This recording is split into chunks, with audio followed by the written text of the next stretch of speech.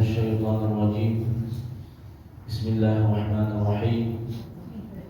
السلام عليكم ورحمة الله وبركاته. Waalaikumsalam. الحمد لله الحمد لله الذي خلق الموت والحياة ليبلوكم أيكم أحسن عملا وهو العزيز الغفور. أشهد أن لا إله إلا الله وحده لا شريك له، وأشهد أن محمدا عبده ورسوله. يا أيها الذين آمنوا اتقوا الله حق تقاته ولا تموتن إلا وأنتم مسلمون. يا أيها الناس اتقوا ربكم الذي خلقكم من نفس واحدة وخلق منها زوجها وبث منهما رجالا كثيرا ونساء. واتقوا الله الذي تساءلون به والأرحام إن الله كان عليكم رقيبا. يا أيها الذين آمنوا اتقوا الله وقولوا قولا سديدا يصلح لكم أعمالكم ويغفر لكم ذنوبكم، ومن يطع الله ورسوله فقد فاز فوزا عظيما. أما بعد، فإن أصدق الحديث كتاب الله، وخير الهدي هدي محمد صلى الله عليه وسلم، وشر الأمور محدثاتها وكل بدعة ضلالة. Kaum muslimin wal muslimat, hadirin wal hadirat, Bapak Ibu jamaah Masjid Surau Darul Jannah yang semoga senantiasa dirahmati dan dimuliakan oleh Allah Subhanahu wa taala. Amin. Amin Allah. Senantiasa kita bersyukur kepada Allah Azza wa Jalla. Allah senantiasa memberikan kepada kita berbagai macam nikmat dan karunia, sehingga pada pagi ini Allah berikan kita kehidupan setelah kematian. Allah berikan kita kesempatan untuk beribadah, melaksanakan ketaatan kepadanya, serta menghadiri majelis ilmu. Kemudian salawat dan salam kita mohonkan kepada Allah agar disampaikan kepada Nabi kita Muhammad sallallahu alaihi wasallam. Allahumma shalli ala Muhammad wa ala ali Muhammad. Semoga salawat dan salam juga tercurah kepada keluarga beliau, istri-istri beliau, kepada para sahabat dan orang-orang yang mengikuti beliau dengan benar hingga hari kiamat. Bapak Ibu dirahmati Allah Subhanahu wa taala, kembali pada pagi ini kita melanjutkan kajian tafsir Al-Qur'an. Pada pertemuan sebelumnya kita membahas tafsir surat Al-Baqarah ayat 93 sampai 98. Insyaallah taala pada pagi ini kita lanjutkan dengan ayat 99 sampai 101. A'udzu billahi minasy syaithanir rajim. Bismillahirrahmanirrahim. Wa laqad anzalna ilaika ayatin bayyinat wa ma yakfuru biha illa al-fasiqun. أو كلما عاهدوا عهدا نبذه فريق منهم بل أكثرهم لا يؤمنون. ولما جاءهم رسول من عند الله مصدق لما معهم نبذ فريق من الذين أوتوا الكتاب كتاب الله وراء ظهورهم كأنهم لا يعلمون. Aku berlindung pada Allah dari syaitan yang terkutuk dengan nama Allah yang Maha Pengasih lagi Maha Penyayang. Dan sungguh kami telah menurunkan kepadamu wahai Muhammad ayat-ayat yang sangat jelas, dan tidaklah orang-orang mengingkari ayat tersebut kecuali adalah orang-orang yang fasik. Dan mengapa setiap kali mereka membuat perjanjian, sekelompok yang lain dari mereka melanggarnya, bahkan sebagian besar mereka adalah orang-orang yang tidak beriman. Dan apabila telah datang kepada mereka seorang Rasul dari sisi Allah dalam rangka membenarkan apa yang ada pada mereka, maka sebagian dari orang-orang yang Allah berikan kitab melemparkan kitab Allah ke belakang punggung mereka, seakan-akan mereka tidak mengetahui. Bapak Ibu rahmati Allah Subhanahu wa taala. Ayat 99 menjelaskan bahwasanya Nabi Muhammad sallallahu alaihi wasallam dan juga nabi-nabi sebelumnya dalam rangka berdakwah, dalam rangka menyampaikan kebenaran, mereka dibekali dengan ayat-ayat. Ayat-ayat artinya tanda-tanda yang menunjukkan bahwasanya beliau betul-betul seorang nabi dan rasul. Walaqad anzalna ilaika ayatin bayyinat. Dan sungguh kami telah menurunkan kepadamu wahai Muhammad ayat-ayat yang jelas, ayat-ayat tanda-tanda yang menunjukkan bahwasanya engkau benar-benar seorang nabi dan rasul, dan mereka tidak lagi bisa membantah setelahnya. Ini disebut dengan ayatin bayyinat, ayat yang sangat jelas, qati'ah, yang memutuskan perkara. Orang-orang yang melihat ayat tersebut tidak lagi punya alasan untuk membantah bahwasanya engkau seorang nabi dan rasul. Begitupun Allah Ta'ala berfirman dalam surat An-Nur, وَلَقَدْ أَنزَلْنَا إِلَيْكُمْ آيَاتٍ مُبَيِّنَاتٍ. Dan sungguh telah kami turunkan kepadamu ayat-ayat yang jelas dan menjelaskan. Saking terang benderang, saking jelasnya ayat-ayat tersebut kepada Nabi Muhammad SAW. Adapun Nabi Muhammad SAW memiliki banyak sekali mukjizat, banyak sekali memiliki ayat-ayat. Di samping Al-Quranul Karim, kata para ulama, Nabi Muhammad SAW memiliki ayat-ayat yang lainnya yang jumlahnya kalau benar-benar dihitung dengan detail adalah 82 ya, mukjizat. Di antara ayat yang dimiliki oleh Nabi SAW adalah akhlak beliau, akhlak yang sangat mulia. Wa innaka la'ala khuluqin 'azim. Sesungguhnya engkau wahai Muhammad benar-benar berada di atas akhlak yang mulia. Sampai-sampai salah seorang Yahudi yang masuk Islam di zaman Nabi bernama Abdullah bin Salam radhiyallahu anhu, ketika Nabi pertama kali hijrah sampai di Kuba, maka Abdullah bin Salam melihat penampilan, melihat wajah Nabi SAW yang berseri-seri, yang senyum. Maka Abdullah bin Salam mengatakan, aku mengetahui bahwasanya laki-laki ini bukanlah seorang laki-laki pendusta. Ini pasti orang yang benar. Baru dari melihat penampilan Nabi, melihat wajah Nabi, melihat akhlak Nabi. Nabi belum bicara waktu itu, baru melihat fisik Nabi SAW, maka beliau langsung yakin ini bukan orang pendusta. Ini pasti seorang nabi dan rasul. Begitu juga di antara ayat yang dimiliki Nabi Muhammad SAW adalah sirah beliau, sirah sejarah yang dimiliki oleh Rasulullah SAW.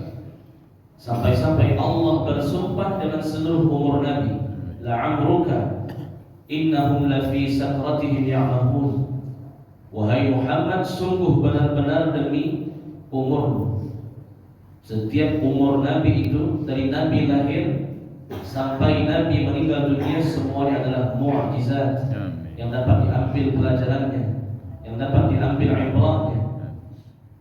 Dan sirah nabawiyah, sejarah Nabi Muhammad sallallahu alaihi wasallam bersama Al-Qur'anul Karim dan akhlak beliau akan selalu ada, akan selalu dipelajari sampai akhir zaman. Begitupun Nabi sallallahu alaihi wasallam bisa membelah bulan menjadi dua. Begitu Nabi sallallahu alaihi wasallam bisa dengan tangannya memperbanyak jumlah makanan, terutama di perang Khandaq, perang Ahzab. Ketika itu kota Madinah dikepung oleh orang-orang kafir, persekutuan orang-orang kafir, Yahudi, Quraisy dan beberapa kabilah Arab yang musyrik. Maka Nabi SAW ditawarkan makan oleh salah seorang sahabat. Nabi mengambil makanan tersebut, kemudian makanan tersebut berubah menjadi porsi makan 1000 orang. Awalnya hanya diberikan untuk Nabi Muhammad SAW, dipegang oleh Nabi membaca doa, kemudian banyak menjadi 1000 orang porsi makanan. Begitupun Nabi SAW melaksanakan peristiwa Isra dan Mi'raj. Tangan Nabi bercahaya, tangan Nabi memunculkan mata air, tubuh Nabi seluruhnya berkah, sampai-sampai para sahabat Nabi menampung keringat Nabi, menampung bekas wudhu Nabi. Itu semua ayat bayinat, ayat-ayat yang sangat jelas. Orang-orang kafir yang melihatnya pasti tidak punya hujjah lagi untuk membantah Nabi Muhammad SAW terkait kenabian dan kerasulan. Wa ma yakfuru biha illa al-fasiqun. Dan tidaklah orang-orang tersebut mengingkari ayat-ayat Allah Subhanahu wa taala, mengingkari mukjizat-mukjizat yang dimiliki oleh Nabi Muhammad SAW, kecuali mereka adalah orang-orang yang fasik, orang-orang yang durhaka, orang-orang yang ingkar kepada Allah Subhanahu wa taala, yang Allah tutupi hatinya, yang Allah tidak berikan hidayah kepadanya. فَمَنْ يُرِدِ اللَّهُ أَنْ يَهْدِيَهُ يَشْرَحْ صَدْرَهُ لِلْإِسْلَامِ وَمَنْ يُرِدْ أَنْ يُضِلَّهُ يَجْعَلْ صَدْرَهُ ضَيِّقًا حَرَجًا كَأَنَّمَا يَصَّعَدُ فِي السَّمَاءِ. Orang-orang yang Allah inginkan Islam untuknya, orang-orang yang Allah inginkan hidayah untuknya, maka pasti Allah akan melapangkan hatinya. Meskipun dia hanya melihat 1-2 ayat Allah, 1-2 mukjizat Nabi, pasti dia akan beriman. Adapun orang-orang yang Allah inginkan dia tidak mendapatkan hidayah, maka Allah akan menjadikan hatinya sangat sempit. Bagaimanapun ayat yang dia lihat, terutama dari Nabi Muhammad SAW, itu tidak akan membuatnya beriman seperti orang yang mendaki ke atas langit, sesak nafas. Tidak bisa dia beriman, tidak bisa dia menerima petunjuk dari Allah Subhanahu wa taala. Innal ladzina haqqat 'alaihim kalimatu rabbika la yu'minun walau ja'atuhum kullu ayatin hatta yarawul 'adzabal alim. Sesungguhnya orang-orang yang telah tetap putusan Allah untuknya, orang-orang yang Allah sudah tahu dia pasti akan mati dalam kondisi kafir, mereka tidak akan beriman meskipun didatangkan kepada mereka seluruh ayat. Semua ayat Al-Quran dibacakan kepadanya, semua mukjizat Nabi diperlihatkan kepadanya, la yu'minun, mereka tidak akan beriman. Hatta yarawul azab al-alim, nanti di akhirat baru dia beriman ketika melihat neraka Allah Subhanahu wa taala, melihat azab yang sangat pedih.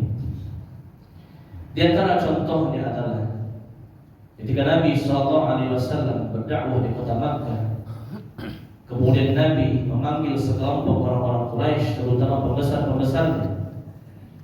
Kemudian orang-orang Quraisy tersebut didakwahi oleh Nabi, dan orang-orang Quraisy tersebut mengatakan, "Wahai Muhammad, tunjukkanlah kepada kami sebuah bukti, sesuatu yang luar biasa yang menunjukkan bahwasanya engkau benar-benar seorang nabi, engkau benar-benar seorang rasul.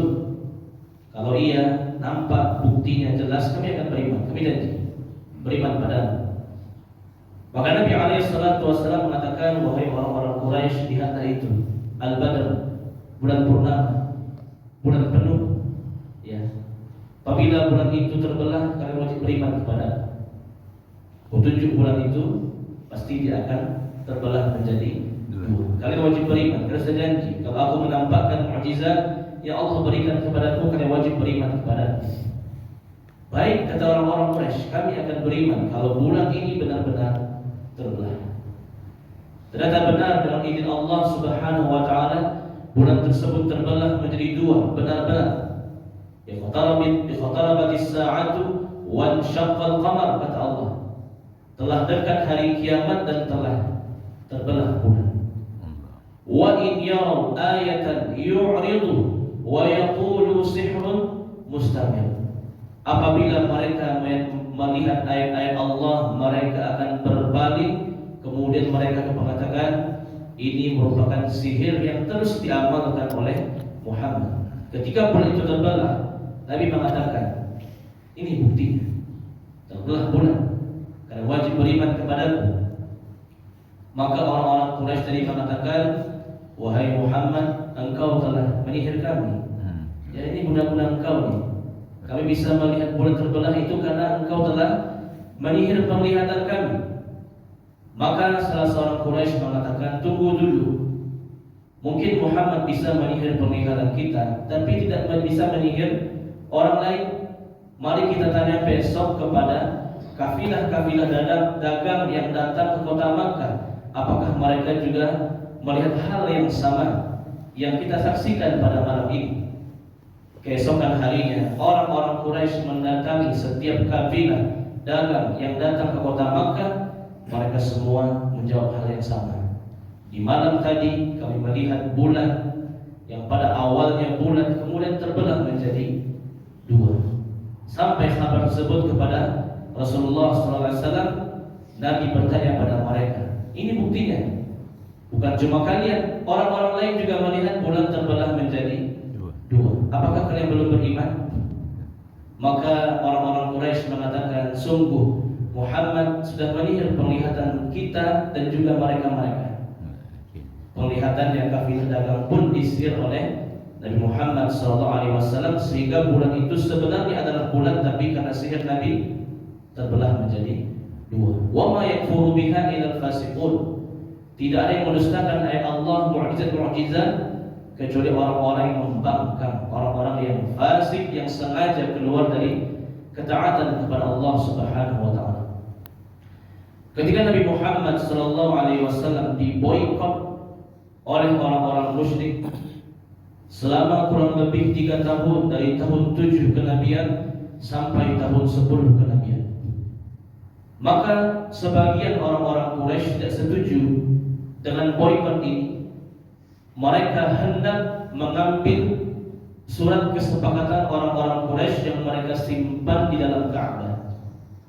Ketika hendak diambil oleh salah seorang Quraisy, hendak dibatalkan dengan cara dirobek, maka orang-orang Quraisy sudah mengetahui ini dan mereka mencegah agar orang Quraisy tersebut tidak merobek surat kesepakatan boikot. Kemudian datanglah Abu Thalib, paman Nabi. Namun sayang sekali beliau tidak beriman sampai akhir hayatnya. Abu Thalib mengatakan, wahai orang-orang Quraisy, keponakanku yaitu Muhammad tadi malam mendapatkan wahyu dari Allah Subhanahu wa taala bahwasanya surat kalian kesepakatan boikot itu yang kalian simpan di dalam Ka'bah itu semua sudah dimakan oleh rakyat, dan kecuali yang ada tulisan Allah di surat itu. Apabila surat itu betul-betul dimakan oleh rakyat, kalian wajib membatalkan boikot, wajib, tidak boleh. Dan kalian juga wajib beriman kepada Muhammad.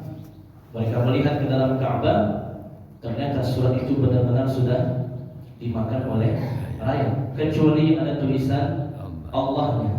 Mereka sudah menyaksikan, mereka sudah melihat secara langsung, namun mereka mengatakan sihrun mustamir.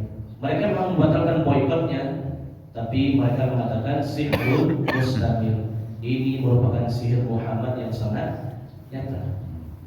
Dan juga begitu juga orang-orang ahli kitab, orang-orang Yahudi, pada pertemuan sebelum terjelaskan, mereka menanyakan beberapa hal kepada Nabi Muhammad SAW. Makanan apa yang sangat dicintai oleh Nabi Ya'qub? Bagaimana kondisi seorang Nabi ketika tidur? Bagaimana bisa lahir laki-laki, baik itu atau perempuan jenis kelaminnya? Dan siapa malaikat yang menurunkan wahyu kepada setiap Nabi? Semua dijawab oleh Nabi Muhammad SAW. Makanan yang disukai Nabi Ya'qub adalah daging unta. Lahirnya anak jenis kelamin laki-laki dan perempuan, itu air siapa yang lebih mendominasi? Nabi itu ketika tidur, maka yang tidur hanya matanya, namun hatinya tidak tidur. Malaikat yang senantiasa bersama seorang Nabi adalah malaikat Jibril alaihissalam. Semua dijawab oleh Nabi Muhammad SAW. Namun sayang sekali kata Allah, wa ma yakfuru biha illal fasiqun. Orang-orang yang fasik, yang memang jiwa itu menolak kebenaran, memiliki kesombongan, mengikuti hawa nafsu, maka bagaimanapun ayat atau mukjizat yang mereka lihat, mereka tidak akan beriman. Fa in lam yastajibu laka fa'lam annama yattabi'una ahwa'ahum. Kata Allah, wahai Muhammad, apabila engkau berdakwah kepada orang-orang kafir, diperlihatkan kepada mereka ayat-ayat Allah dan mereka masih menentang, fa'lam, ketahuilah wahai Muhammad, annama yattabi'una ahwa'ahum. Mereka itu tidak punya bantahan lagi, mereka tidak punya dalil lagi kecuali hanya mengikuti hawa nafsu. Wa man adallu mimman ittaba'a hawahu bighairi hudan min Allah. Dan tidak ada manusia yang lebih sesat dibandingkan orang-orang yang mengikuti hawa nafsunya. Inna Allah la yahdil qawmal zalimin. Sesungguhnya Allah tidak akan memberikan petunjuk kepada orang-orang yang zalim.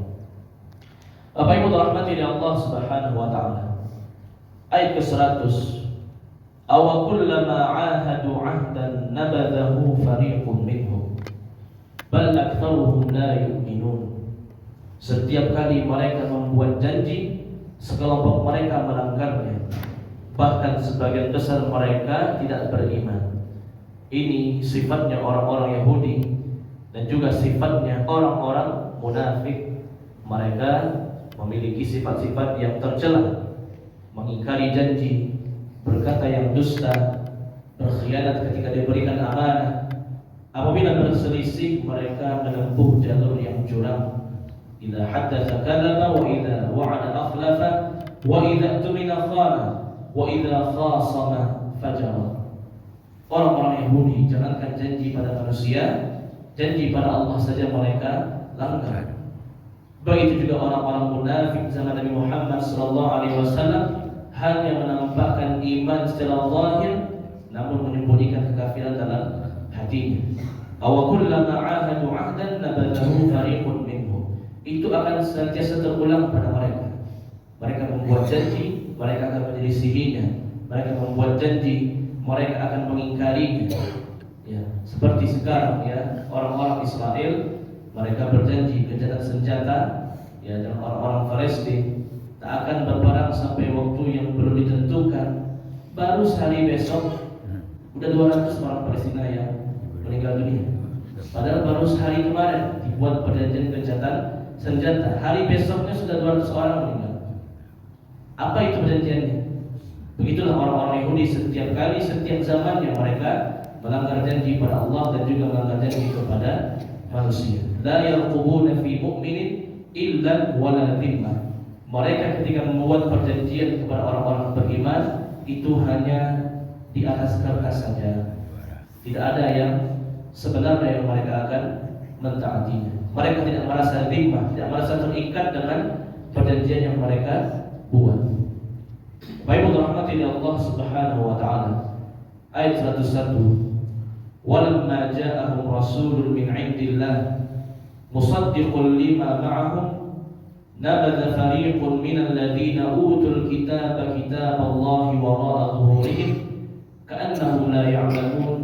Apabila telah datang kepada mereka seorang rasul dari sisi Allah membenarkan apa yang ada pada mereka, maka mereka akan melemparkan kitab-kitab Allah ke belakang punggung mereka seakan-akan mereka tidak tahu. Ini juga diantara sifat orang-orang Yahudi, terutama di kota Madinah. Ketika datang Nabi Muhammad SAW, mereka menyembunyikan, membuang, bahkan membakar kitab Taurat mereka yang asli, yang di dalamnya ada sifat dari Nabi Muhammad SAW. Ka'annahum la ya'lamun, seolah-olah mereka tidak tahu kebenaran, seolah-olah mereka orang yang bodoh. Padahal sudah masa-masa sebelumnya mereka membaca dalam kitab Taurat seputar Nabi Muhammad SAW dengan ciri-ciri dan sifatnya. Namun ketika Nabi telah datang ke kota Madinah, mereka melemparkan kitab ke belakang punggung mereka. Ini bahasa kiasan. Mereka sengaja menyembunyikan kebenaran yang ada di kitab mereka, menyembunyikannya, membuangnya, merobeknya, bahkan membakar kitab mereka, seolah-olah mereka dianggap tidak tahu menahu seputar Nabi Muhammad SAW. Begitu juga di kota Madinah, ketika ada orang Yahudi yang berzina, kemudian Nabi panggil orang Yahudi, wahai orang-orang Yahudi, bagaimana hukum dalam kitab kalian terkait orang-orang yang berzina? Maka orang-orang Yahudi mengatakan hanya dihukum biasa, hanya dihukum cambuk. Padahal dalam agama Yahudi orang berzina hukumnya adalah dirajam sampai mati, mau dia sudah menikah atau dia belum menikah. Namun mereka sembunyikan, mereka tutup dengan tangan lembaran Taurat yang ada perintah rajam untuk orang yang berzina. Nabi mengatakan, angkat tanganmu, angkat tanganmu, pasti ada yang kamu sembunyikan dari kitab Taurat ini. Benarlah orang Yahudi itu mengangkat tangannya, ada tulisannya, siapa yang berzina dari kalangan Yahudi, hukumannya rajam, dilempar dengan batu sampai mati, baik dia muhsan atau ghairu muhsan, baik dia sudah menikah atau dia belum menikah. Makanya akhirnya dirajam. Begitu orang-orang Yahudi menyembunyikan kebenaran. Mereka tahu Nabi Muhammad, tapi supaya mereka dianggap orang yang bodoh, tak tahu Nabi, mereka sembunyikan kitab mereka, mereka buang, mereka robek-robek, bahkan mereka bakar supaya hilang bukti seputar kebenaran Nabi Muhammad SAW. Allah alam bisawab. Ini kajian tafsir kita pada pagi ini, surah Al-Baqarah ayat 69 sampai 101. Silakan kalau ada ibu. Silakan. Waalaikumsalam.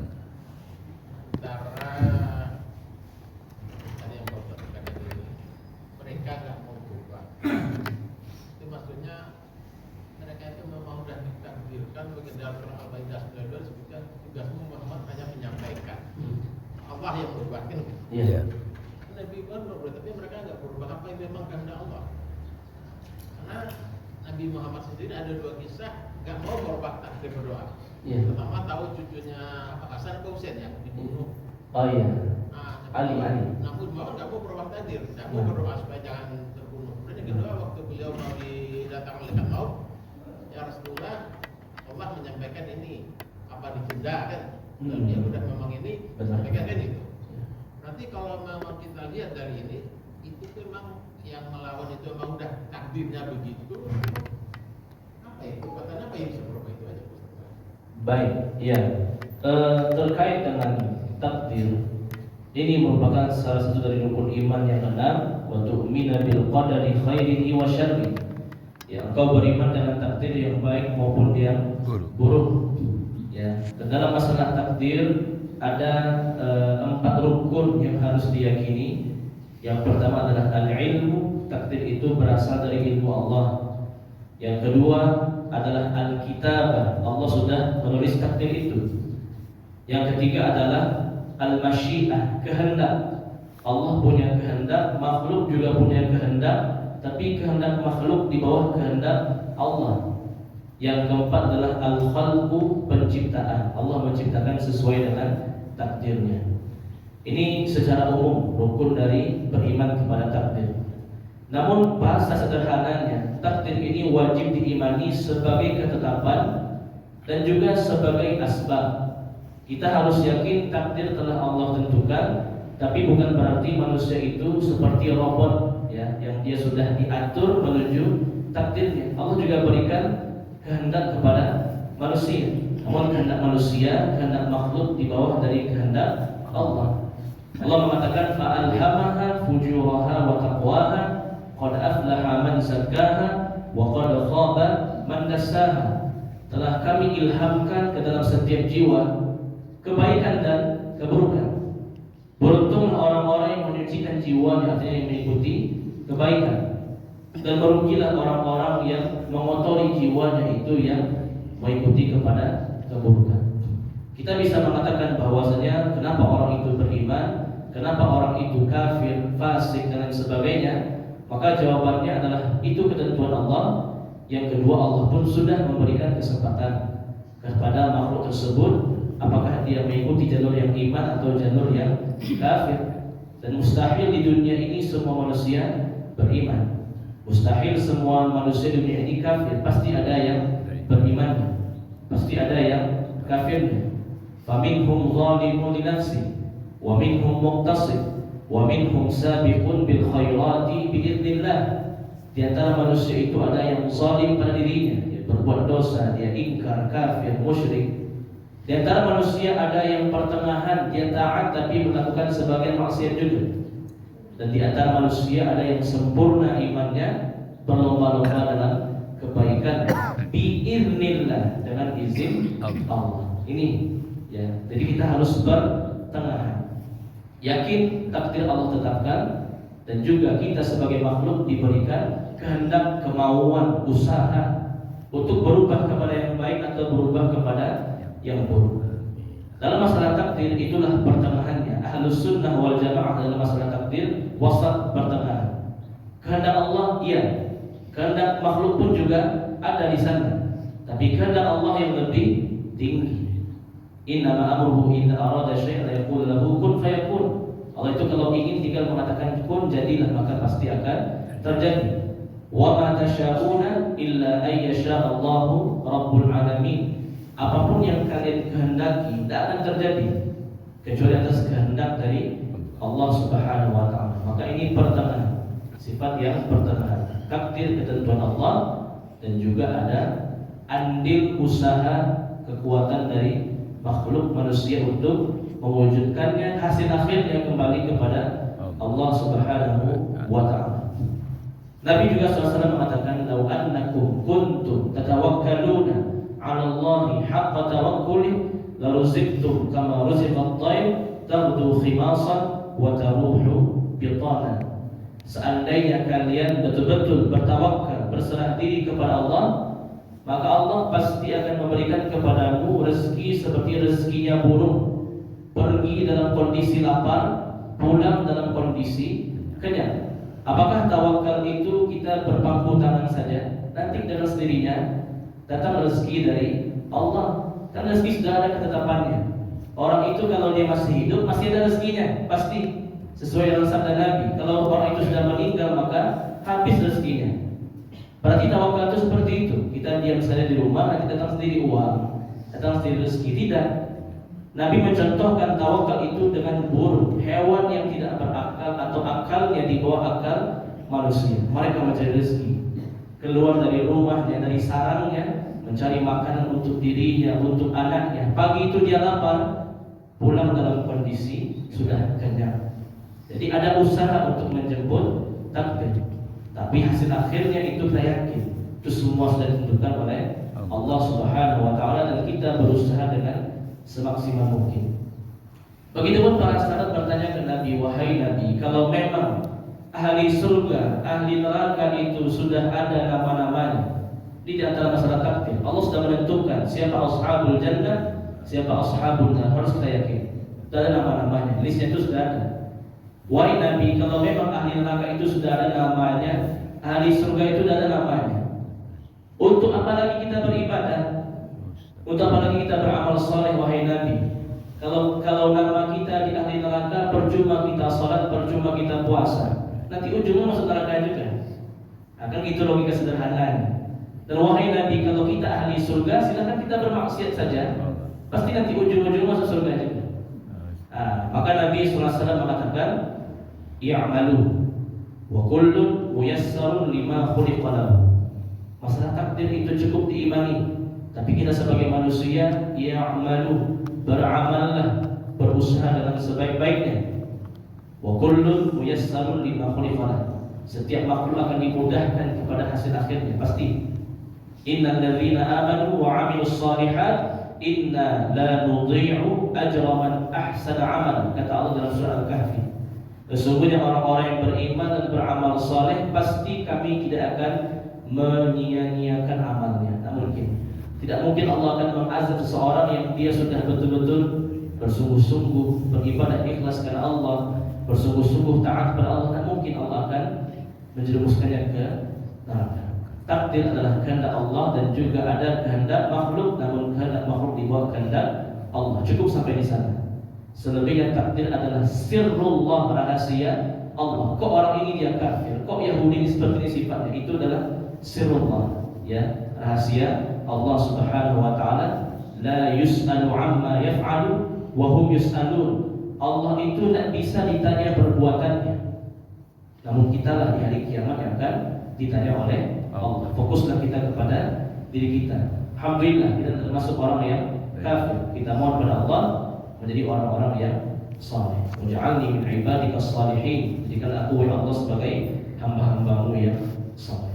Allah Azza. Silakan.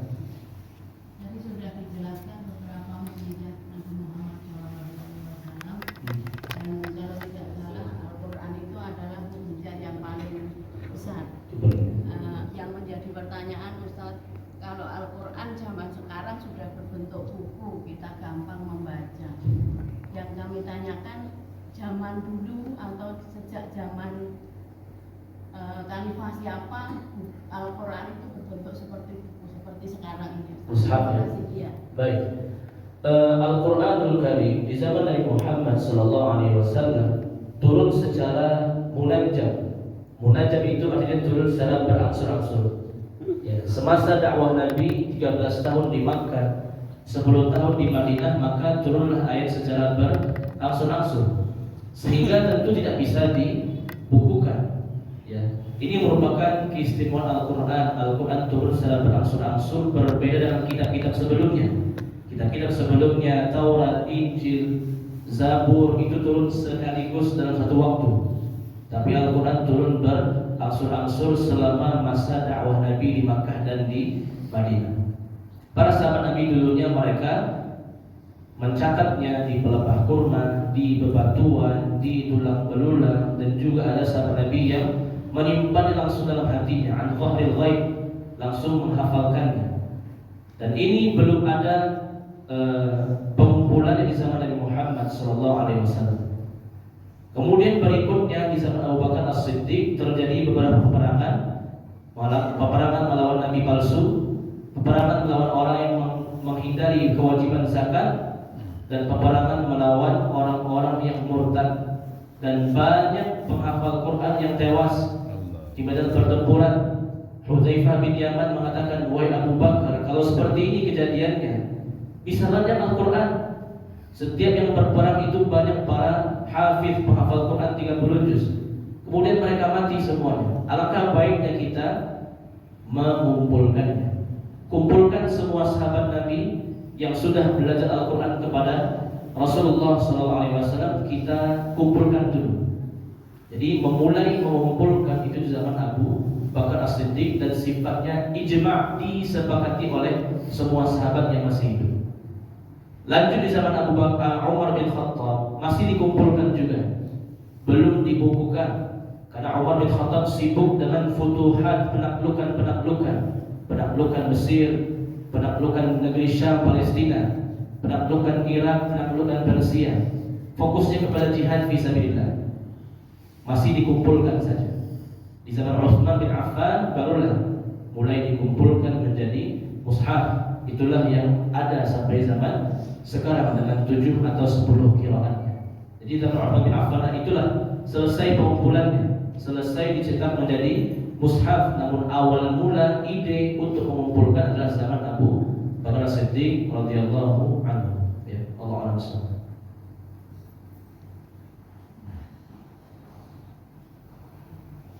Ya. Baik, kita cukupkan, mudah-mudahan bermanfaat, ya, dapat kita pahami dan dapat kita amalkan.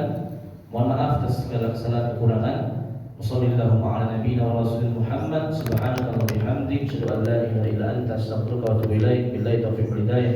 Assalamualaikum warahmatullahi wabarakatuh. Waalaikumsalam warahmatullahi wabarakatuh. Jelas tadi ceramah Ustaz Sultan Hussein tentang ayat tafsir.